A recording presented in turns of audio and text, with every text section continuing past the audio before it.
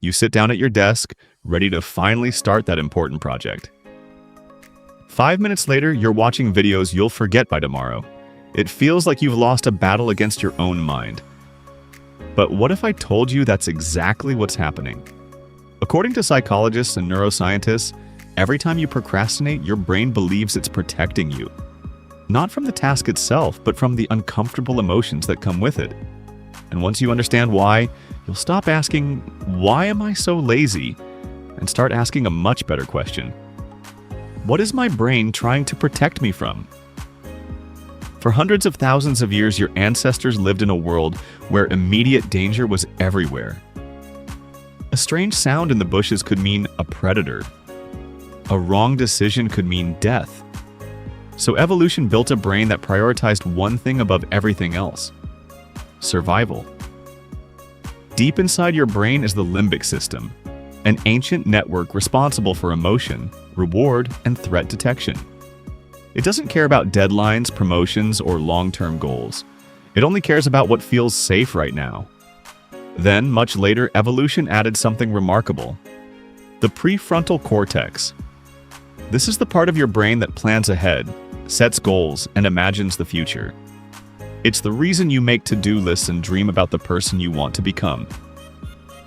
The problem is that these two systems don't always agree. Your prefrontal cortex wants to write the report. Your limbic system wants to avoid the anxiety that comes with starting it. And emotion usually wins. This is why psychologist Dr. Tim Pychyl argues that procrastination isn't a time management problem. It's an emotion regulation problem. Think about the last thing you avoided. Was it because the task was physically difficult? Probably not. Opening a document isn't hard. Writing the first sentence isn't hard. What feels difficult is the uncertainty. What if this isn't good enough? What if I fail? What if everyone realizes I'm not as capable as they think? Your brain treats those emotions like a threat. The quickest way to remove the threat is simple: don't start. The moment you decide, "I'll do it later," something interesting happens. You feel relief, not because the work disappeared, because your brain believes it escaped danger. That tiny feeling of relief becomes a reward. And every time you repeat the cycle, your brain learns that avoidance works. Over time, the procrastination stops being a conscious choice and becomes an automatic habit. But here's the twist: the people who procrastinate the most are often the ones who care the most. Research by psychologist Dr. Fuschia Sirois suggests that chronic procrastinators are often deeply invested in the outcome of their work. They don't avoid important projects because they don't matter.